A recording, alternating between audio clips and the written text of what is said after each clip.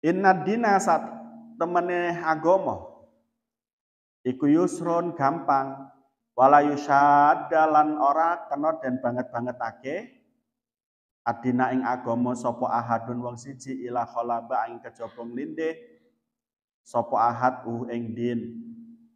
Nabi mengatakan bahwa agama itu mudah. Maka seseorang tidak boleh berlebihan dalam beragama. Saya ulang lagi, agama itu mudah, maka seseorang yang beragama jangan berlebihan dalam beragama. Berlebihan dalam beragama itu bagaimana?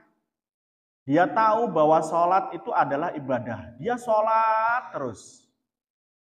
Nggak ada kerjanya, nggak bergaul dengan orang lain. Itu namanya berlebihan. Sholat itu, ya sudah kalau sholatnya sudah 5 waktu, rawatibnya diikutin, tahajudnya diikutin, sudahlah cukup yang lain untuk bekerja, untuk menafkahi istri dan anak. Dia tahu puasa terus sehingga nggak mau belajar. Itu juga berlebihan.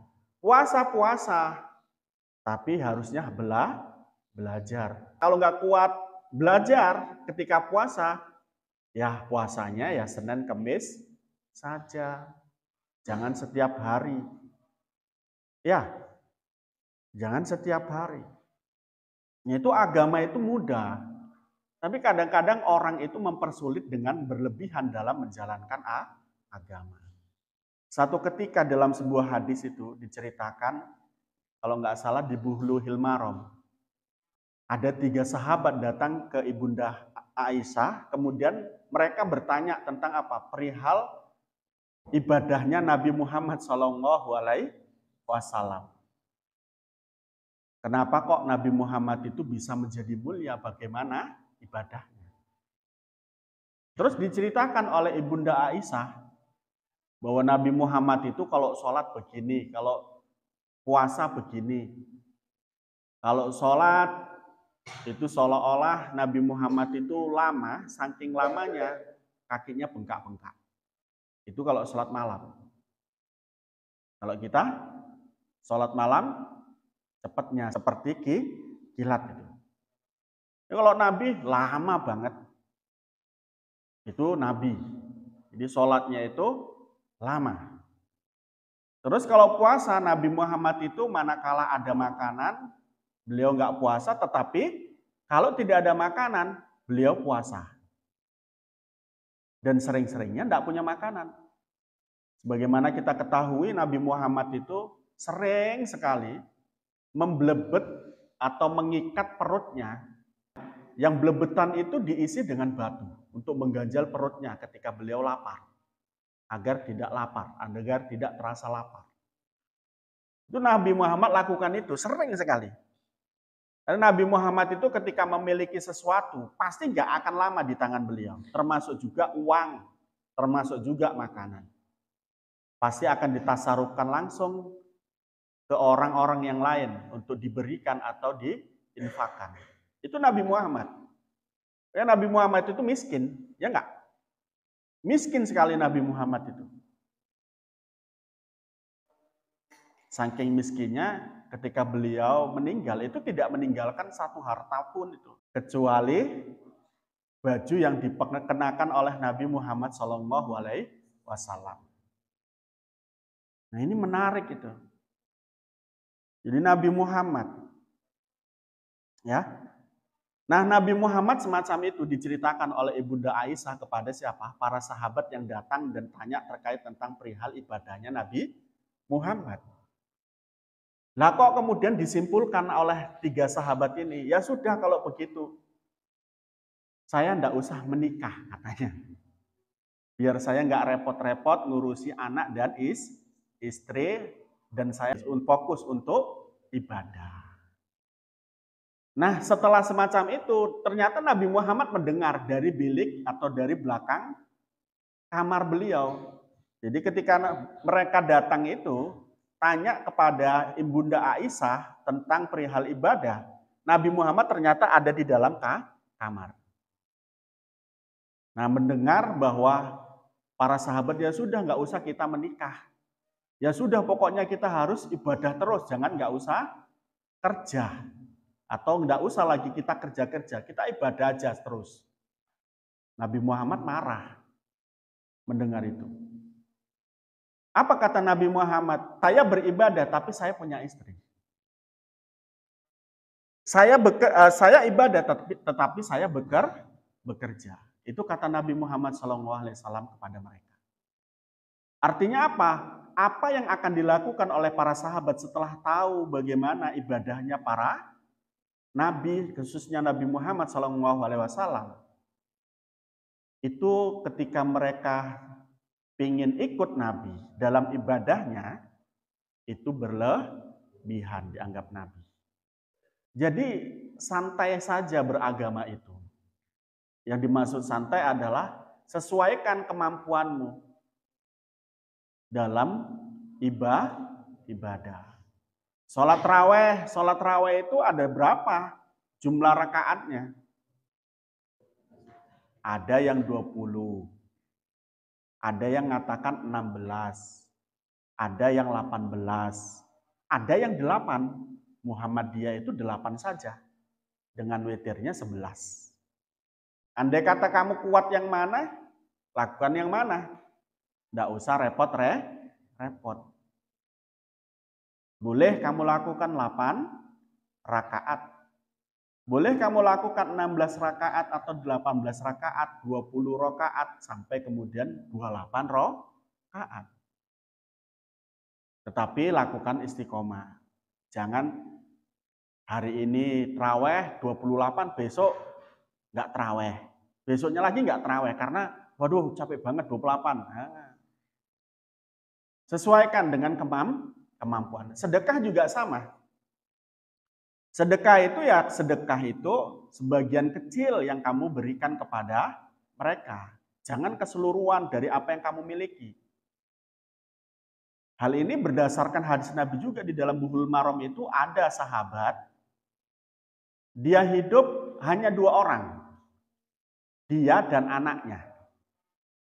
Orang tuanya sudah meninggal, istrinya sudah meninggal, sanak saudaranya sudah meninggal. Nah, kemudian dia punya kebun kurma. Dan dia sudah tua. Alhasil karena dia sudah tua dan hanya memiliki 1 anak, dia memiliki keinginan untuk mewakafkan keseluruhan kebunnya kepada Nabi Muhammad SAW. Alhasil bagaimana? Dia datang kepada Nabi Muhammad dan mengadukan perihal keinginannya untuk mewakafkan keseluruhan kebunnya.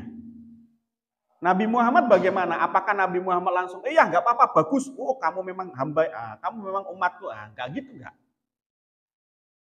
Nabi Muhammad mengatakan, apakah Anda punya orang tua? Mboten gada ya Rasulullah. Nggak punya ya Rasulullah. Apa Anda punya istri? Nggak punya ya Rasulullah, sudah meninggal. Apa Anda punya sanak saudara? Nggak punya ya Rasulullah. Terus kemudian ditanya yang terakhir, apakah kamu punya anak? Punya ya Rasulullah. Ya sudah, jangan dinafakohkan, jangan diinfakkan keseluruhan kebunmu itu. Kenapa? Kalau kamu punya anak, tanggung jawabmu kepada anak itu, kata Nabi, itu lebih besar dibanding kamu mensedekahkan keseluruhan kebunmu. Karena anak itu, manakala dia menjadi anak yang hebat dengan harta orang tua, maka orang tua juga akan dianggap hebat oleh Allah. Dianggap hebat oleh Allah.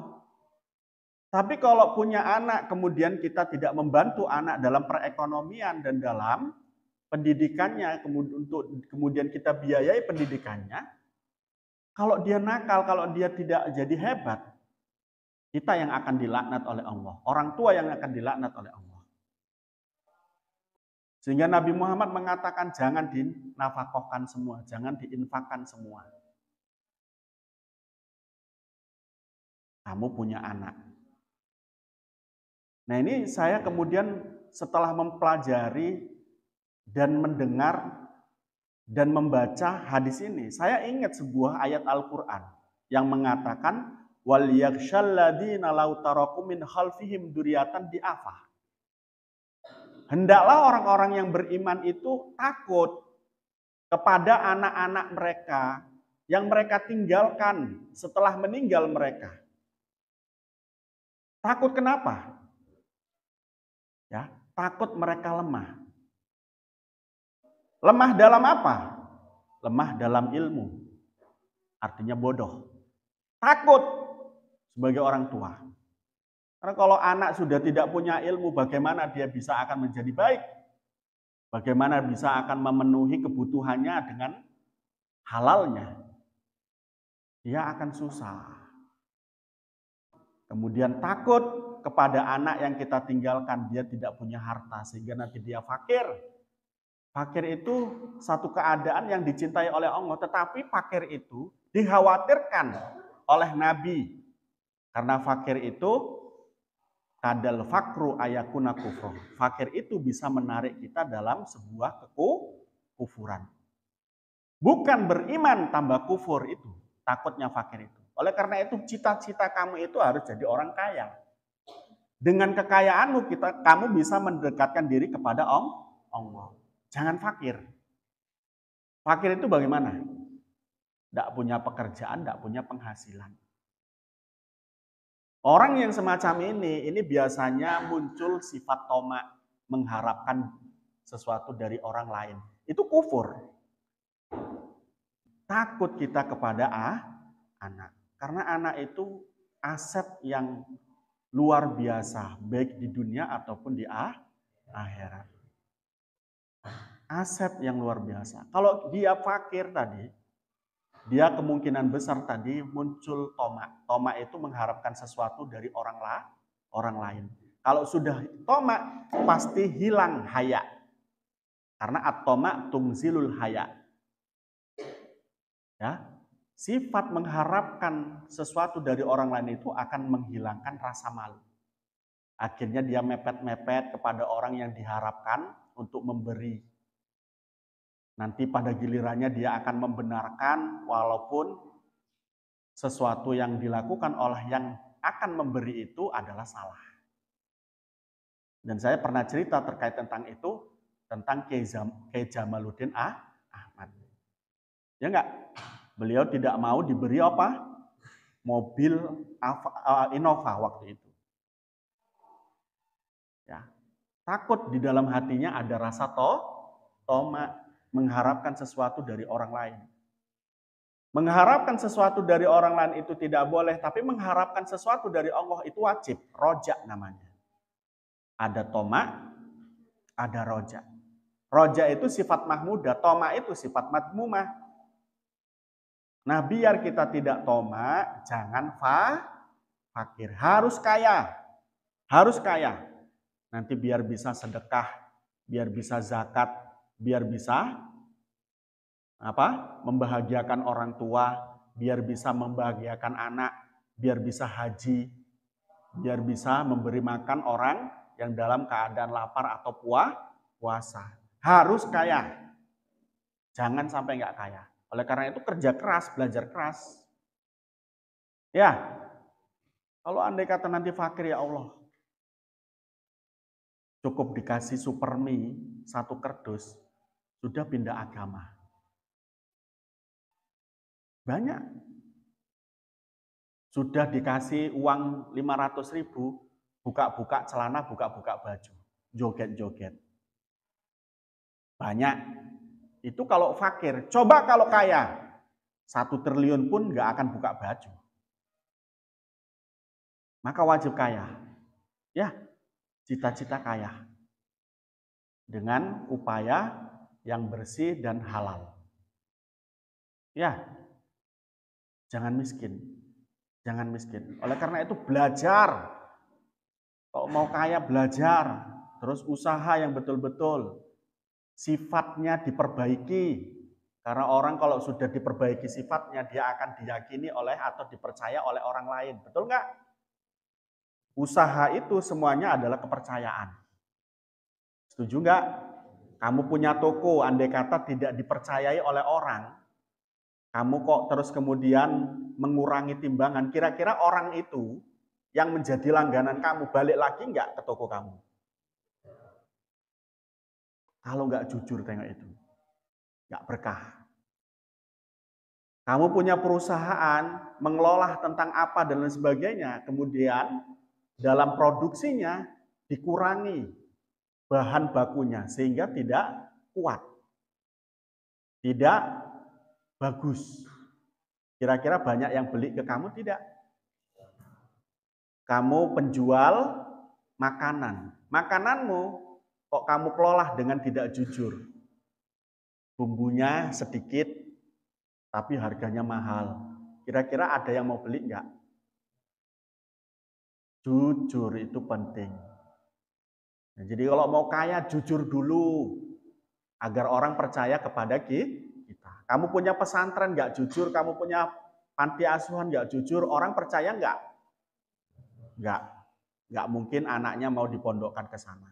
Jujur. Kamu jadi guru kalau jujur itu banyak orang yang ingin belajar kepadamu. Jadi kiai juga sama. Jujur. Nah kalau sudah jujur, insya Allah rizkinya melimpah. Ya, karena banyak orang percaya kepada kita. Tapi kalau sebaliknya maka ya mampuslah. Bagaimana kita akan bangkit? Nggak akan bangkit. Kalau nggak jujur, jadi pegawai nggak jujur korupsi, kapan akan bangkit kamu? Ya, nggak ditangkap kamu. Oke, ya agama itu mudah, jangan dipersulit, jangan dipersulit. Karena di dalam agama juga ada rukhsah. Ya enggak? Kamu tidak mampu puasa. Boleh enggak tidak puasa? Boleh. Dan nanti diganti di hari yang lain. Atau membayar fidyah. Membayar fidyah. Satu mud untuk, atau satu mud untuk satu hari ya.